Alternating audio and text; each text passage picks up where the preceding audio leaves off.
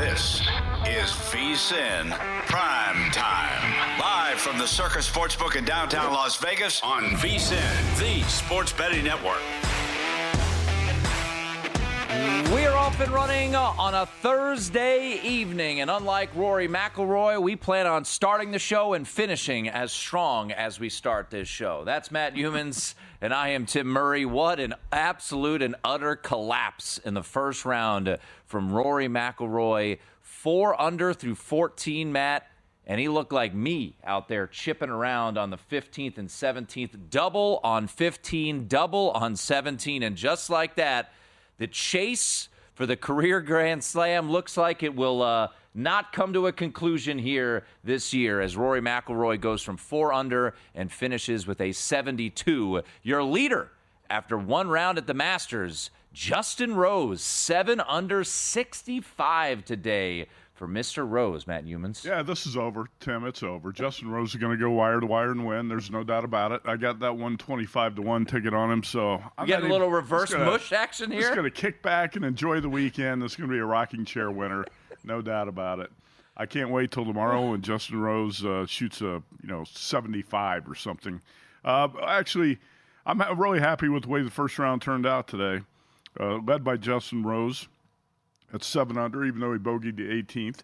And Scotty Scheffler at 4 under, because I did play Scheffler at plus 450 and 5-1, top 5, top 10. So Scheffler's, you think, a great bet to stick around there at the top, top 5 or so on the leaderboard the entire weekend. Minus 340 right now to finish top 5. And I think minus 1, what I bet? Minus 101 is what I bet on that top 5 for the tournament. That was here at Circus. So I thought a really interesting day of golf, and I had to utilize the mute button on my remote control for about half the day. These golf announcers just annoy the hell out of you, some of these guys, and some of the women calling golf. Not like our good friends. We have some friends that call golf. I'm not talking about those guys specifically, but man, the golf coverage can really be annoying. Well, we had to wait until, 3 o'clock Eastern. We get it at noon until SVP jumps on on television. Why wait so long? I don't know. Now, I'm watching on my phone this morning, and I'm sure you've got ESPN Plus, and you're watching on your phone all morning, but I want to watch it on the big screen TV. I don't know how to stream that from my phone to the TV yet, but why does the coverage start so late? You're talking about 3 Eastern? Noon Pacific. And it's been that way for years. I know. It's ridiculous. It's a little bit better than what it once was, but still not ideal. But needless to say, we are wrapping up the first round. Bryson DeChambeau just finished up his round, a solid one for Bryson. He shoots a 3 under 69 for Bryson DeChambeau. Todd Dewey just tweeted this out. At TDewey33, of course, covers gambling content for the Las Vegas Review-Journal, and he said Justin Rose was 60-1 at the Westgate Superbook to be the first-round leader, and according to Jeff Sherman, 3 total bets on Justin Rose to be the first-round leader at the Westgate Superbook. I know who one of those bets belongs to, Mitch Moss. Really? Yeah, Jeff Sherman was on the show yesterday, and Mitch said, anybody you like as a first-round leader, and Jeff Sherman said, how about Justin Rose? He's led at Augusta in the first round 4 times. He's been in the top 5 after the first round, I think 7 times. And I wish I had bet him to lead in the first round. I just bet him for the tournament at 125-1. But it's the week of Mitch Moss. I was going to say, how hot can this guy get? Good God, Mitch Moss going behind the counter, getting a nice cool $100,000 for Florida on the free roll, and now hits a 60-1. On a first-round leader. So, yes, all things coming up Mitch this week as he hits the first-round leader there at the Westgate Superbook, and an assist from Jeff Sherman. So, Justin Rose in the clubhouse, a 7 under 65. Scotty Scheffler is just 3 back, and he is your betting favorite at DraftKings. As I look at the live odds over at DraftKings Sportsbook, he's down to 2-1. And it was, once again, interesting to note as Rory McIlroy was playing exceptional golf through the first 14 holes, 4 under, 4 birdies, no bogeys, and he was, I think at that time, at around 250 or so, plus 250 to win the Masters right there with Scotty Scheffler. But Rory McIlroy Now drops to 12-1 to win this thing, plus 175 in the top 5, minus 140 top 10. And I was also talking to Mitch, who I think has now sworn off betting Rory McIlroy in the Masters. And, I did that about 8 years ago. I was dumb enough to take Rory. I got him at 725 plus 725. Circa was on the move up yesterday. Got him at plus 170 to finish top 5, minus 135 to go top 10. And I guess the latter two could still come home. But what a disaster for Rory McIlroy. And I'm curious what he's going to say post round here. He had a brain cramp. Yeah. Mental mistake. 15th hole. He hit his second shot over the green. It wasn't a bad place to leave it, but then he chips. And it's going to run fast downhill, and he chips it all the way into the water. So that's a big mistake by Rory, and that started his collapse at the end of the round today. And I have nothing on Rory, so unlike you, I'm not disgusted by what happened with him down the stretch today. But you can't be surprised. He does this a lot at Augusta. Mm-hmm. He finds a way to fold, and he did that today. Justin Rose, a 3-shot lead over the trio of Scotty Scheffler, Ludwig Oberg, and Corey Connors. How about that? And Bryson DeChambeau and Terrell Hatton at 3 under, 4 strokes back. With Justin Rose, I'd like to see him go out, and if he shot a 69 tomorrow, that would be great. Mm-hmm. 70 would be okay. Just try not to blow up and give it away. Give it all up right away. And speaking of blow-ups, John Rahm was tipped by a lot of handicappers this week, and Rahm is going to be He's fighting for the cut. He's going to be walking that cut line tomorrow, it looks like, Tim.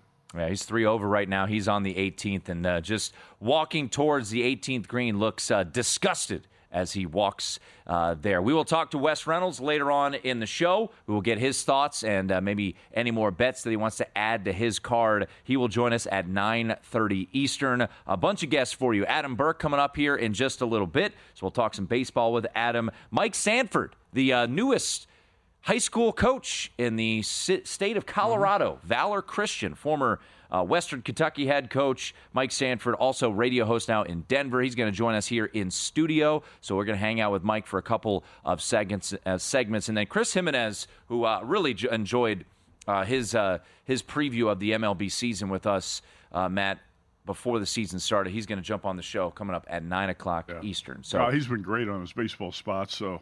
Also looking forward to what Mike Sanford has to say about the quarterbacks in this draft class. A lot of debate about those, so he's going to be on with us, in about 1 hour? Yeah, a little over an hour. He's got some thoughts, too, on the Denver Nuggets, as the Nuggets last night, of course, getting their first victory under their belts in the post-Mike Malone era. So Mike Sanford, a radio host now up at Altitude Sports Radio. We'll continue to update you on the final stragglers there in Augusta and any thoughts on the first round as well. Hopefully get some post-round sound as well, including a young man who decided to relieve himself on the Augusta grounds today. But let's get to it as we like to do each and every night here on VSiN Primetime. Let's get to our game of the night. The lights are on and the stakes are high. It's the primetime game of the night. A pretty light night for the NBA and Major League Baseball. Matt, there's one baseball game. It will start here momentarily. The Philadelphia Phillies and the Atlanta Braves, as the Phillies did get the best of the Braves last night. Trey Turner, a late home run in that one to get the victory. Late night, we do have a game with Western Conference implications. The Minnesota Timberwolves take on the Memphis Grizzlies, as the T-Wolves are a 2-point road favorite against the Memphis Grizzlies. A Western Conference that is completely up in the air from a seeding standpoint outside of the top 2 seeds.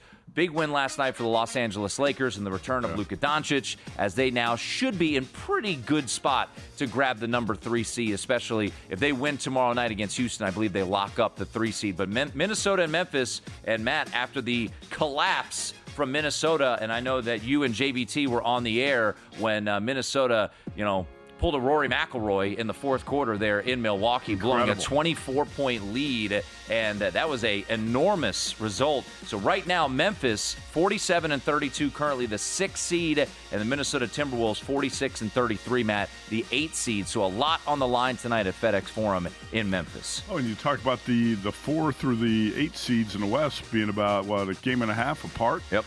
Headed down the stretch, I've got the Golden State Warriors to make the playoffs at -115, a bet from the All-Star break. So So I've been watching the Warriors closely here. Brutal loss last night. Well, of course it was. Thanks for bringing that up. Hey, you had to rub it in my face that I don't have any Rory, so I'm good. Well, you know what? Pushing it back on you, Matt. Well, that was a brutal loss for the Warriors last night. Were they 14-point favorites? Oh, yeah. And went down to San Antonio.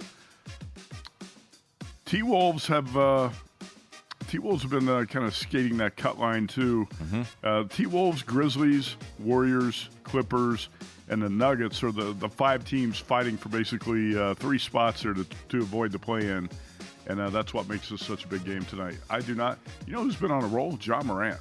I know he's made some headlines for some his antics on the court with the fine he drew from the NBA. But Morant's John's actually been playing really well lately. So we'll see if he can keep that going tonight. It wouldn't be a bad prop to bet over his point total with the way he's been playing. Yeah, we will get into that game, a 9:30 Eastern tip-off there as the Memphis Grizzlies host the Minnesota Timberwolves with seeding on the line in the Western Conference. Hey, just a reminder, as summer is approaching, I'm wearing my summer suit here today to remind you that we've got a summer special, Matt. And with that summer special where you can get everything we have to offer, just $59, you get our exclusive betting splits from Circa and DraftKings. So head on over to vsin.com/subscribe to check out everything that we have to offer. And if you're wondering what those betting splits tell you right now, I would tell you that 60% of the bets on the Minnesota Timberwolves there for this evening. That's Matt Youmans. I'm Tim Murray. Adam Burke going to join us on the other side of the break. We'll get some baseball thoughts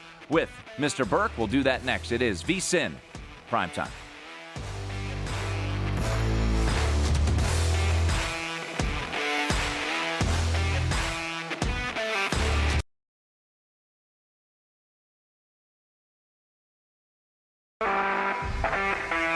This is VSiN Primetime on VSiN, the Sports Betting Network. We keep it rolling. It is VSiN Primetime on this Thursday evening. We're live from the Circa Sportsbook in downtown Las Vegas. That's Matt Youmans. I'm Tim Murray. The first round of the Masters is coming to a close, and the first round leader will be Justin Rose in the clubhouse, a 7-under 65. And as Todd Dewey pointed out on Twitter, 60-1 at the Westgate Superbook for the first round leader of Justin Rose. And as Matt let us know, that was a ticket that Mitch Moss has in pocket. So Mitch Moss having himself a week, as the kids like to say. All right, let's head to our progressive guest line and welcome in our very own Adam Burke, who joins us right now. Adam, I want to start with the game that is about to get underway here in just a matter of moments as Spencer Schwellenbach is on the hill. But big picture, when you look at Atlanta, could not ask for a worse start to the season, getting swept by the Dodgers, getting swept by the Padres. Did you come away from those 2 series and 2 now overall worried about this Braves team, or is it just a blip? How do you look at this Braves team right now at their current format? I believe, 2-9 to start the season? Yeah, I mean, I've talked about this a few times now on guest spots where I'm just waiting for the right time to jump in on some Atlanta futures. Take them to win the division. I don't know if I'll take them to win the World Series necessarily, but take them to make the playoffs, hoping that price keeps coming down a little bit. I mean, look, it's been a very difficult start to the season, right? You play out there on the West Coast against San Diego and LA, the Dodgers. You play Philadelphia here at home, a team that's very, very good, very deep pitching. And right now, Atlanta's offense isn't hitting, but their contact quality metrics are still pretty good. Top 10 in hard hit percentage, barrel rate over 10%. They're hitting the ball hard. They're just not getting rewarded for it a whole lot. And they've faced a lot of strikeout-heavy pitching staffs here so far. That's the one thing that's been a problem for Atlanta over the years here, has been striking out a lot. So as the schedule softens up a little bit, and it does throughout the rest of April here, I think this is a team that will get it going. And also, they're about to get Spencer Strider back, and his 2 rehab starts have been absurdly good. So this is Schwellenbach's a Cy Young candidate. I'm sitting on him 40-1 from the preseason. Strider's obviously a Cy Young level type of pitcher. Their pitching staff looks good. Bullpen's fine. The offense will come around. We'll get some positive regression there. And again, they're going to step down in class, and that's where you're going to see this Braves team really turn things around. Nice bet on Schwellenbach. I like that. Braves right now 2-9, Phillies 8-3, and Schwellenbach has one out top of the first. That game is now underway in Atlanta. A game in the books today. The LA Angels win on the road Angels are 8-4. JVT was getting excited about the Angels. Hey, this team might actually be decent. This team could be good. What do you think, Adam? I know it's early, 12 games into it, but do the Angels have a chance to be let's say, an above 500 team? I don't think so. I'm happy that JVT is not on today, so I don't have to do this in front of him. Right. But look, I mean, right now you look at this team, and they're getting very, very fortunate on their fly balls. They have one of the highest home run to fly ball percentages in Major League Baseball. I don't think that's sustainable, especially with the park that they play in. It's just not going to be something that they can continue to carry over. Look, I had problems and concerns with Zach Littell with the fact that Tampa Bay was going to play outside this year. He's kind of a fly ball type of guy, and we saw him get torched here today. But I don't think the Angels can keep this up from a power standpoint. And their pitching staff is just not very good. I mean, their bullpen, they've got some pretty decent arms back there. Kenley Jansen kind of sets everybody up into a role. Ben Joyce throws like 104 plus. Ryan Zephyr-John's been really good, but they don't have the starting pitching. They just simply don't. And that's going to wind up being a really, really big problem for them. They're going to blow out some of these relief arms early in the season. They just don't have the horses there. I guess offense could continue to be decent. It won't continue at the level that it's at now. I think this is probably a team that winds up in that 74, 75 range. Not to mention, you've got to hope Mike Trout finds a way to stay healthy, as he looks good so far this year. Yeah, it was funny last night. Kyron Paris hit a couple of homers for the Angels, and I swear JVT was going to get up on the desk and start dancing. He was that excited. Good for him, good for him. I have to admire the youthful enthusiasm of a guy like that who's been beat down year after year after year by the Angels and the Clippers. For the love of God, he could have picked any teams, and he decided to hitch his wagon to the Clippers, the Colts. I guess the Colts had some good runs there with Peyton. Adam Burke, managing editor for VSiN.com, joining us here, courtesy of our progressive guest line. The NL West, outside of the Rockies, who are complete and utter garbage, is tremendous so far this year, and the Dodgers still sit at minus 525 to win this division, understandably so. Outside, look, going to the nation's capital's no easy thing, man. Just saying, losing 2 out of 3 of the Nats. Looking at this division, is there going to be a point in time where you might look at betting someone else other than the Dodgers to win this division, Adam? No, I don't think so. I mean, the Padres and the Diamondbacks and the Giants are all very good baseball teams. And, Justin Verlander had a really, really good start the other day. Actually had the most swings and misses of any pitcher that went yesterday or 2 days ago, whenever it was that he pitched. Logan Webb has been solid. I mean, Robbie Ray took a perfect game into the 6th against the Reds earlier this year already. They've got a really good pitching staff, outstanding bullpen. The lineup is pretty decent too. This is going to be, a real interesting race for second place here in this division. The Dodgers will ultimately win it. At least they should, as long as they can get Freddie Freeman back and, somebody's able to stay healthy in the pitching staff. But I've been really, really impressed with the Padres. Now, they're going to run into a bit of a tough stretch now because Jackson Merrill is hurt. Jake Cronenworth is hurt too.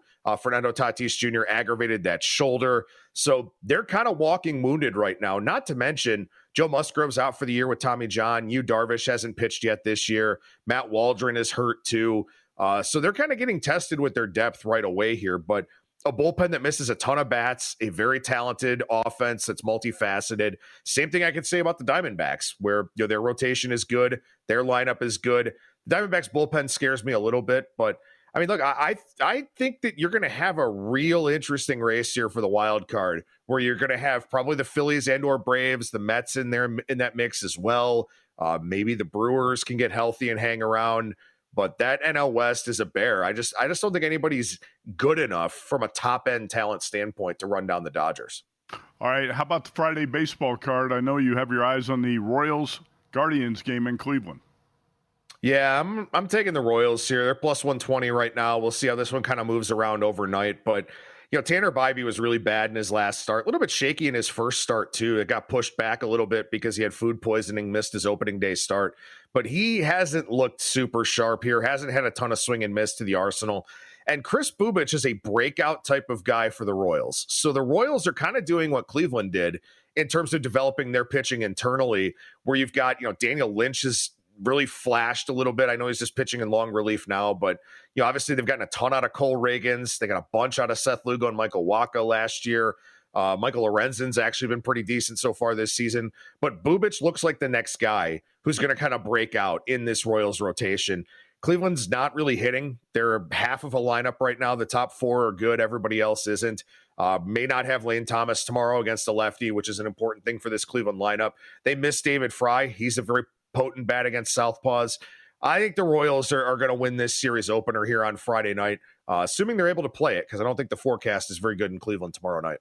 Hey, the Mets are going to open a series against the A's in Sacramento. Do you make much of this overtrend at the Sacramento ballpark so far? Really haven't seen hot temperatures where the ball is going to fly more. What do you attribute the overtrend to? And I know yesterday it was an under game. I think a lot of it is the A's pitching staff just isn't very good. I mean, they've got a couple of decent arms back there in the bullpen, but for the most part, their rotation is very pedestrian. I love Jeffrey Springs. I think he's an interesting guy, but everybody else is definitely hittable in that rotation. And I think that's a big part of it. I do think, though, that, at risk of going too long with talking about this here, from a mental standpoint, when you get in the batter's box in Sacramento and you're not at Oakland Coliseum, where you're going to lose at least one or two at bats due to the foul territory in that series. If you're a home hitter for Oakland, you're going to lose probably 50 or 60 at bats because of all that foul territory. The ball's not going to carry. There's sewage in the clubhouse. Like, you're just in a better frame of mind now playing in Sacramento. And so I think that is something that is going to be beneficial to these guys at the outset of the year. I think there's something to that. Also, I think there's just something to the fact the A's pitching staff isn't particularly good. But it will be interesting to see what happens as it starts to warm up here because, in Oakland, you had that marine layer. It was never particularly hot. So, yeah, I think that, we'll have to keep an eye on it. But I also think that the books have clearly caught on. The totals have adjusted up. There's going to be a buy point on unders here. I just don't know when it'll be. He is Adam Burke. You can read all his content over at VSiN.com. He's our managing editor. Mr. Burke, always appreciate it. I know you'll be locked in to your beloved Buckeyes spring game tomorrow, I'm sure. Oh, of course. Football season's not that far away. Yeah, on Saturday, not tomorrow. Adam, always appreciate it, man. There he is, courtesy of our progressive guest line. Hey, just a reminder, folks, SiriusXM, channel 158 is our home. However, we will be preempted tomorrow. To continue to listening to VSiN, head on over to vsin.com/listen. You can listen live for free, or you can download the VSiN Watch app. Preempted by what? The Masters? Or what's going on? I read what I'm told here, right here. Doesn't seem like an especially busy Sports Friday, does it? Is it golf? I'm not sure. Okay. But I do know that the golf is done for the day. So let's get you updated on the golf. Guess who's not leading? Rory McIlroy.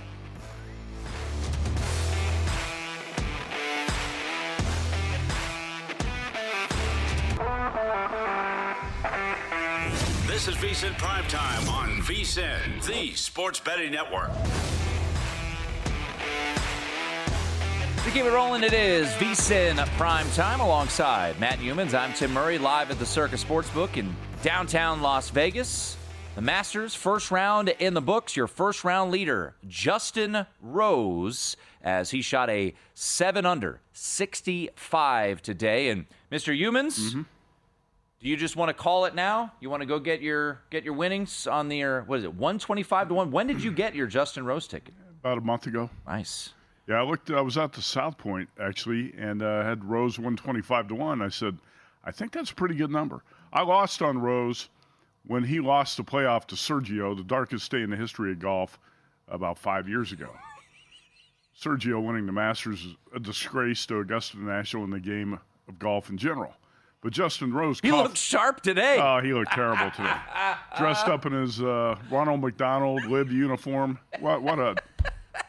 That guy is disgraceful. Anyway, Justin Rose coughed that up in the playoff and lost. And I've said ever since then, he owes me, right? So I'm going to get it back somehow. So I bet Justin Rose. And when I bet him a 125-1, I looked at Circa, and the number was 110 here. So I said, I'm getting a good deal. I'll take the 125. And then about 3 weeks later, Circa jacked up Justin Rose like 135-1. So there's probably some pretty good tickets out there on our first-round leader at Augusta. Well, you mentioned disgrace, and that leads me right into it. It's like you knew I was going to call for this video. Did you see the day that Joselle Ballister had today, the amateur the U.S. amateur champion who plays at Arizona State, right. And people were none too pleased by his hat choice as he wore an Arizona State hat with Sun Devils, which was upside down. And, sometimes, Matt, nature calls. And he was unaware, his first time at Augusta, he was unaware where the restrooms were, so he decided to have an alternative plan. So here's the youngster on his decision to relieve himself at Augusta National. What happened there? Well, I completely forgot that we had those restrooms on the left of the tee box. Oh, okay. 13th tee. Yes, Yeah. correct. And then I'm like, I really need to pee. Didn't really know where to go, and since JT had an issue around the green, I'm like, okay, I'm just gonna sneak here in the river. Probably the people would not see me that much, and then they clap for me. Probably one of the clubs that I really got today, like really loud. So that was kind of funny. Are you concerned that there might be any blowback from that at all? Or, I mean, obviously they did see you, right? Yeah, they saw me. They saw me. Yeah. I mean, it was not embarrassing at all for me. So if I had to do it again, I would do it again. Amateur behavior, right? From the amateur. Yeah. Man, people were mad about the hat, and then he decides to utilize the grounds as his own personal restroom. Yeah, I didn't follow much on social media today. I was watching the golf coverage, but why did he have Sun Devils upside down on his hat? How do you explain that? Okay. I'm not hip enough to know with the upside down lettering there, but there you go. I mean, what he did is basically what every golfer's done at some point during a round, but you just don't want to do that at Augusta National on the first round of the Masters, and yeah, there's going to be some blowback about that, right? I'll say this though: on the last 4 holes, the youngster there, he went. He played better than Rory McIlroy. And he played better than Rory McIlroy and Colin Morikawa, as Colin Morikawa went bogey, bogey, par, bogey to wrap it up. So there were some struggles down the back stretch there. Colin Morikawa got an eagle on 13, Matt, and then struggled there on the back 4 holes. So overall takeaways for you from the first round of the Masters being complete. Let's take a look right now at the leaderboard. Justin Rose, your leader at 7 under, and your live odds on Justin Rose, I believe. I'm using DraftKings, as always. Look around. DraftKings has Justin Rose at 7-1 to win the Masters. Matt, of course, has a lovely ticket in pocket there at 125-1. We have Ian Cameron on later today. I'm sure he's excited about his fellow Canadian brethren. Corey Connors, 4 under 68 today. Scotty Scheffler shot a 4 under 68. Ludwig Oberg shot a 4 under 68. Did you have any Oberg in pocket? Indy Jeff Seeley, who's a very sharp handicapper, every week on the show with Mitch Moss and Paul Howard on Follow the Money. He's the biggest Ludwig Oberg fan there is. And he actually tweeted out last week, "Don't bet Ludwig in the Masters. His form is horrible. He's got no shot." I don't know if he was trying to reverse jinx or what was going on, but Ludwig showed up and played pretty well today. I thought the most disappointing performances in terms of guys who were still hanging around in contention were by Colin Morikawa. He was 3 under after he had an eagle on 15. Eagle on 13. 13, and he went par bogey, 14, yeah. Bogey 15, bogey 16, bogey 18. 3 bogeys down the stretch. Not that I was counting. Right, even par. Like also, Joaquin Niemann was disappointing because he got to 2 under, and I thought he had a chance to put a pretty good round together. He also bogeyed down the stretch, and he comes in the clubhouse at par right there with Colin Morikawa. And I've got tickets on both those guys. Morikawa, I think, at 17-1, and Niemann at 42-1. And those were disappointing. And then Rory, his collapse there in the back 9 today. I did not have a bet on him, but I know a lot of people who do. It's just Augusta. It's Rory. And you're just waiting, when is he going to blow up, right? Yeah, it's exactly the way it played out. So Rory McIlroy, once again, through 14 holes, let me get your opinion on Rory, because I was watching it, and I jump in the car, and it was almost perfect timing. So as soon as I jump in the car to drive to work, I'm feeling good. I'm like, all right, Rory's got a shot. He's co-favorite right now in the betting odds, 4 under. Finished this round strong, and I got a text from a buddy of mine who I do a show with in Memphis, who loves Rory. He's a big Rory backer. He's like, "You're not going to believe what just happened." I'm like, "What?" He's like, "Double bogey." I'm like, "No." I'm like, all right, two under. And I'm driving. Yeah. He did it again.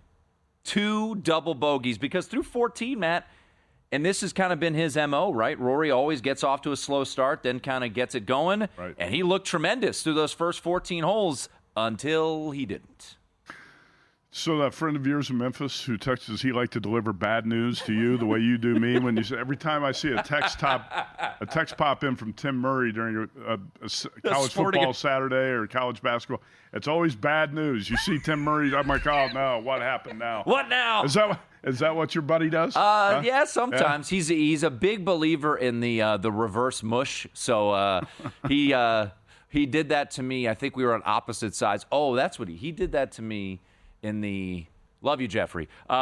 He did that to me in the Sweet 16. I had St. Mary's, he had Alabama, and at the first media timeout, he texted me and said, "Good job, you got a winner." I'm like, "You son of a gun!" Dirty. Yeah, that was dirty pool. Chris Macero does that to people. That's just not right.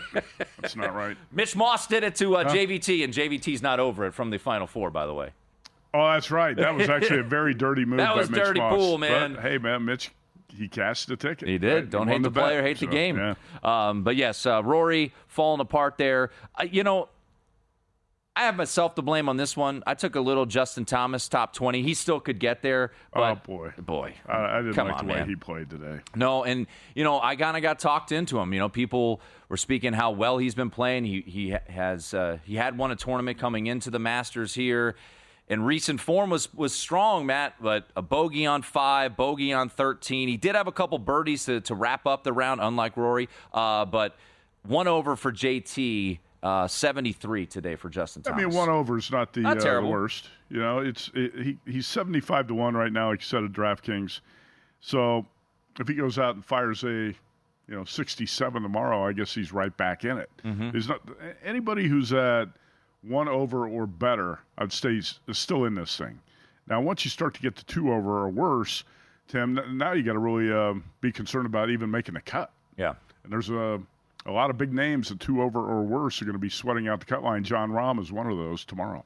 Yeah, John Rahm, he is finished up his round. He shot a 75 today. Boy, his live odds at DraftKings now 100 to 1. And he had 5 bogeys today, John Rahm did. 5 bogeys, 2 birdies for John Rahm. Brooks Koepka, he also shot a 2 over today, shot a 74. So a couple of the live guys struggling a bit there. Once again, your leader, Justin Rose, at 7 under. Corey Connors, 4 under. We're going to talk to Wes Reynolds coming up in the third hour of the program, 9:30 Eastern. We'll get his thoughts, let him kind of digest the day. Any bets that, as you look around, Matt, by the way, shout out to the old man. How about Freddie Couples today? Freddie. 1 under and had a incredible, was that an eagle on 14? God, that was an incredible shot. That guy could be blindfolded and find his way around Augusta. I mean, seriously, he knows that course so well.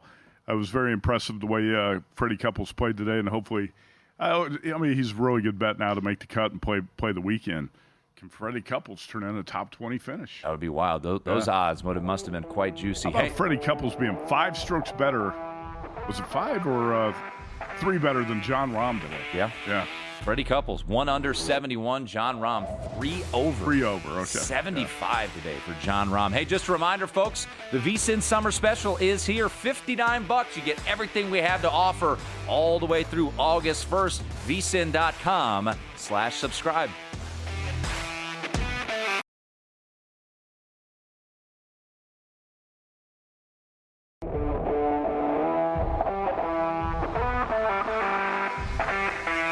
This is VSiN PrimeTime on VSiN, the sports betting network.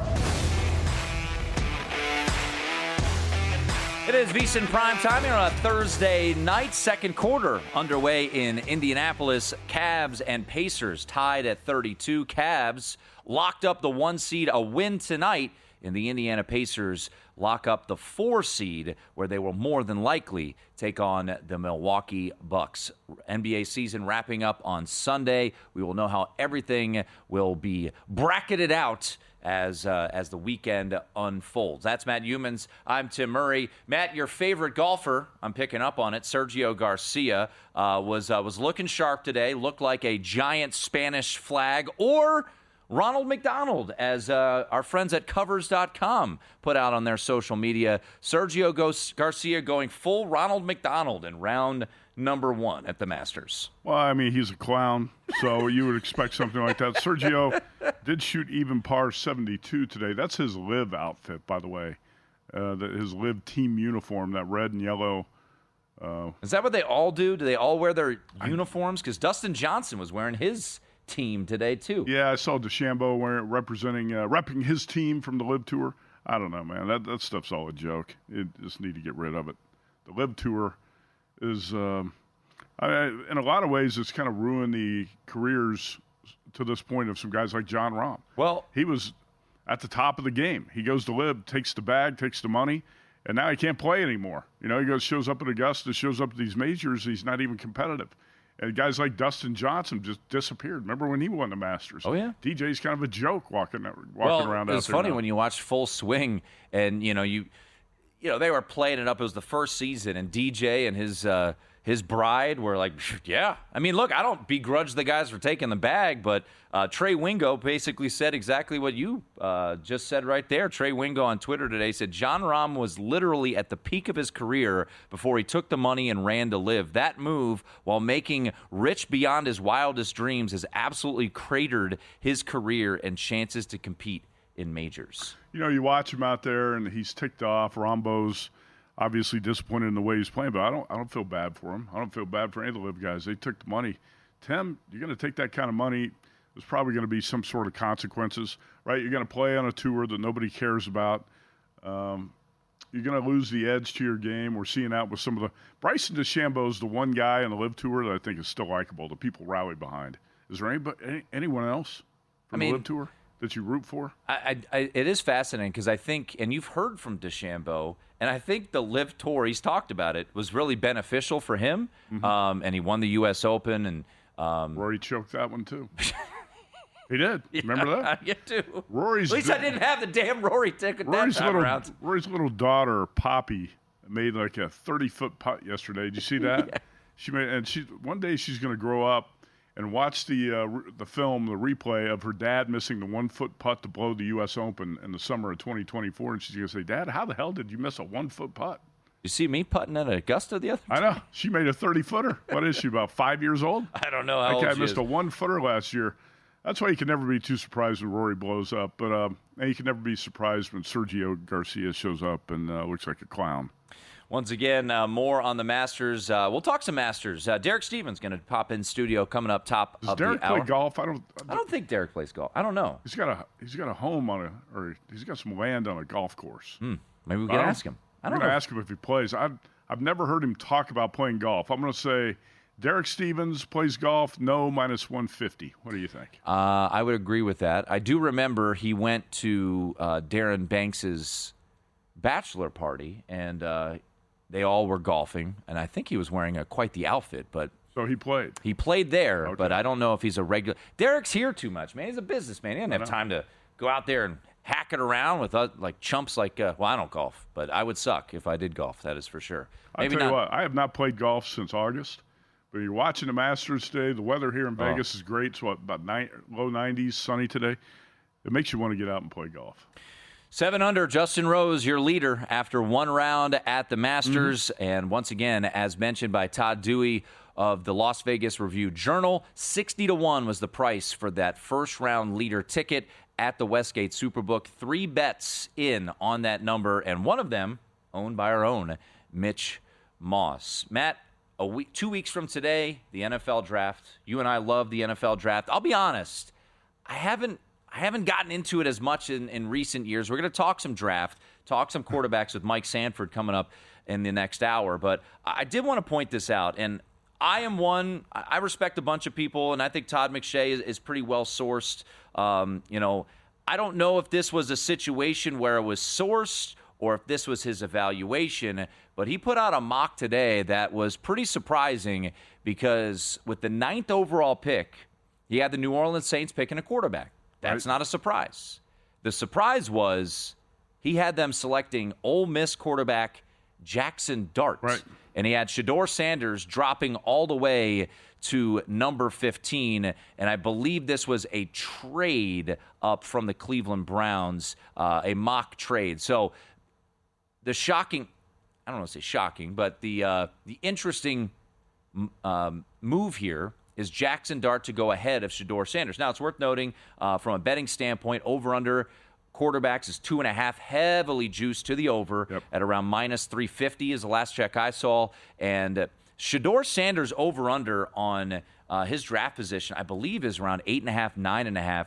And I'm curious where that ultimately moves, Matt. But your thoughts on McShay and his mock today as he puts Jackson Dart ahead of Shedeur Sanders. Could we see more of this as we get closer and closer to the draft 2 weeks from today? Well, I wish I could have bet this about 2 or 3 months ago because I said on VSiN several times late in the college football season, the one quarterback that's going to rise up the NFL draft charts is going to be Jackson Dart. You said it. I heard it. And, Yep. Here we go. He wasn't even talked about as a possible first-round pick. And now all of a sudden he's hot. And he's slotted in the top 10 on Todd McShay's mock draft. I wish I could have bet this way back then. I couldn't find anything on, Jackson Dart being a first-round pick. So JVT loves to bet the under on quarterbacks drafted in the first round. It's going to the prop 2.5, juice to the over. And if you look at McShay's mock, he's got Cam Ward, Jackson Dart, Shedeur Sanders all in the top 15. He's actually got Jalen Milroe, the Alabama quarterback, going at number 24. I think that seems like a reach. I think that is a reach. I'm not sure that's going to happen. But However, Milroe did accept. Milroe's going to the draft, which seems like a bizarre choice for him to make. I read that the other day. Milroe accepted the invitation to attend the draft in Green Bay. I said, is he going to be a first-round pick? I don't think so. So why would you show up at the draft if you're going to be a second-rounder? So that makes me think that over 2.5 is the side you got to bet on the quarterback prop, right? So, yes, I mean, I'm not going to – so let me get the exact price right now. You got a chance there's going to be 4. 2.5, over 2.5 right now at DraftKings is minus 340. Ooh, so that price keeps going up. I thought it was last I saw it was like minus 220. Let me ask you this, though. Jeez. So, Shedeur Sanders over-under is 8.5. And you're starting to see some mocks now. Once again, could a team – be intrigued by Shedeur and trade up to get him? Certainly possible. And the over 8.5 is heavily juiced, minus 225 to the over. So we've got this chart here of teams to draft Shedeur Sanders. Saints are plus 205, Steelers plus 350. I think that's pretty interesting. Right. Steelers are working him out this week. They're going to have a private visit with Shedeur Sanders. The Giants at 4-1. That seems unlikely with the Giants picking at 3, Matt. And they went out and got not only Jameis Winston, but also Russell Wilson. Now, of course, that isn't a future for this organization. But knowing the pressure that Daboll is under, I would be pretty stunned at 3 if the Giants use that pick on Shedeur Sanders, knowing that more than likely they're going to have either Travis Hunter or Abdul Carter at their selection there at number 3. More than likely, it seems like the wind is blowing that it will be Hunter 2 to Cleveland and Carter 3 to the New York Giants. But how would you look at, and we got more time to digest this, but how would you look at Shedeur Sanders right now 2 weeks out in the NFL draft? I don't know. I don't know if he's going to go top 10 or not because you read – or, I watch NFL Network and I hear different opinions about Shedeur. Some say, well, he's going to go in the top 10. Others say he doesn't deserve to go in the first round. I do think really good chance he's going to go in the first round because there's so many teams that are quarterback needy. But where is he going to go? I don't know. I think the Raiders not taking a quarterback at number 6, but might they trade with somebody out of that spot? I feel like Ashton Genty, the running back from Boise, is not really an ideal pick for the Raiders at 6. Yeah, there's a lot of smoke there, and I'm just. Can you flip with the Saints? Maybe at the number 9 spot. I think you got to trade. If you're going to take a running back, I think you got to trade down there. I just don't know where Shedeur is going to go, but it does not appear it's going to be the Raiders. It might be the Saints. I was actually on a radio show in Louisiana, Baton Rouge today. We were talking about the quarterback spot. The hosts on the show actually like Jackson Dart more than they do Shedeur Sanders. And so maybe Todd McShay's mock draft here with Dart going to the Saints at number 9 is somewhat realistic. Hey, horse racing fans, get ready. VSiN at the track. The road to the Kentucky Derby is live tomorrow and every Friday leading up to the Triple Crown. You don't want to miss it. It's streaming at 2:10 Eastern tomorrow. VSiN at the track.